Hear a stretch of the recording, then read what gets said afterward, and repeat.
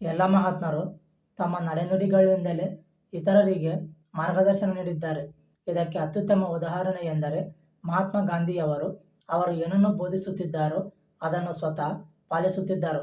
ಅವರು ಯಾವಾಗಲೂ ಸಾಮಾನ್ಯ ಜನರ ಮಧ್ಯವಿದ್ದುಕೊಂಡು ಅವರಿಗೆ ಮಾರ್ಗದರ್ಶನ ನೀಡುತ್ತಿದ್ದರು. ನಮ್ಮ ಕಾಯ, ವಾಚ, ಮನಸ ಒಂದೇ ರೀತಿಯದ್ದು. ನಡೆನುಡಿಗಳಲ್ಲಿ ಯಾವ ವ್ಯತ್ಯಾಸವೂ ಇರಬಾರದು.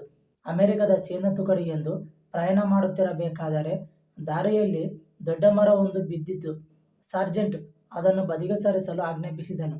ಮರದ ತೂಕ ಬಹಳವಿದ್ದು ಸೈನಿಕರು ಅದನ್ನು ಹೊರಳಿಸಲಾರದೆ ಪ್ರಯತ್ನ ಪಡುತ್ತಲೇ ಇದ್ದರು. ಸರ್ಜೆಂಟ್ಗೆ ಆಜ್ಞೆ ಮಾಡುವುದು ತನ್ನ ಕೆಲಸ, ಮರ ತಳ್ಳುವುದು ಸೈನಿಕರ ಕೆಲಸ ಎಂಬ ಭಾವನೆಯಿತ್ತು. ಆ ಸಮಯದಲ್ಲಿ ಕುದುರೆಯ ಮೇಲೆ ಸವಾರನೊಬ್ಬ ಬಂದು ನಿಂತ. ಆತ ಕುದುರೆಯಿಂದಿಳಿದು ಸೈನಿಕರ ಸಹಾಯಕ್ಕೆ ನಿಂತ. ಮರವನ್ನು ಪಕ್ಕಕ್ಕೆ ಸರಿಸಲಾಯಿತು. ಹೊರಡುವಾಗ ಆತ ಹೇಳಿದ, ನಿಮಗೆ ಯಾವುದೇ ಸಮಯದಲ್ಲಿ ಸಹಾಯ ಬೇಕಾದರೂ ನನ್ನನ್ನು ಕರೆಯಿರಿ. ನಾನು ಅಮೆರಿಕದ ಅಧ್ಯಕ್ಷ ಜಾರ್ಜ್ ವಾಷಿಂಗ್ಟನ್. ನಾನು ಅಮೆರಿಕದ ಸೇನೆಯ ಅಧ್ಯಕ್ಷ ಸಹ ಆಗಿದ್ದೇನೆ ಎಂದು ಹೇಳಿ ಹೊರಟು ಹೋದರು. ಹೀಗೆ ಮಹಾಪುರುಷರು ತಮ್ಮ ನಡೆಗಳಿಂದ ಇತರರಿಗೆ ಮಾರ್ಗದರ್ಶನ ನೀಡುತ್ತಾರೆ. ಇನ್ನು ಕೆಲವರು ತಮ್ಮ ದುರ್ನಡತೆಯ ಮಾರ್ಗವನ್ನು ಇತರರಿಗೆ ತೋರಿಸಿಕೊಡುತ್ತಾರೆ. ಬೇರೆಯವರು ಇದನ್ನು ಸುಲಭವಾಗಿ ಕಲಿಯುತ್ತಾರೆ ಕೂಡ. ಅದುದರಿಂದ ಮಾರ್ಗದರ್ಶನ ಪಡೆಯುವವರು ತಮ್ಮ ಮಾರ್ಗದರ್ಶಕರ ಪೂರ್ವಾಪರಗಳ ಬಗ್ಗೆ ತಿಳಿದುಕೊಂಡಿರಬೇಕು.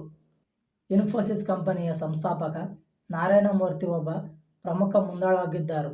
ಅವರ ವಿಚಾರಧಾರೆಯ ಪ್ರಕಾರ ಒಬ್ಬ ಮುಂದಾಳು ಪ್ರಮುಖವಾಗಿ ಬದಲಾವಣೆಯ ಅಧಿಕಾರನಾಗಿರಬೇಕು. ಆತನಿಗೆ ತನ್ನ ಅನುಯಾಯಿಗಳ ಮನೋಬಲ ಹೆಚ್ಚಿಸುವ ಶಕ್ತಿ ಇರಬೇಕು. ಅವರಿಗೆ ಮುಂದೆ ಬರುವ ಆಕಾಂಕ್ಷೆ, ಅದಕ್ಕೆ ಬೇಕಾದ ಹುಮ್ಮಸ್ಸು ಸಹ ಇರಬೇಕು. ಗುರಿ ಸಾಧನೆಗೆ ಬೇಕಾದ ಛಲವಿರಬೇಕು. ನಿಖರವಾದ ಗುರಿ ಮುಟ್ಟಲು ಬೇಕಾದ ಧೈರ್ಯ, ಸಂವಹನ ಶಕ್ತಿ, ಮುಕ್ತತೆ, ಪಾಪಭೀತಿ ಇವೆಲ್ಲ ಇರುವುದು ಅತಿ ಮುಖ್ಯ.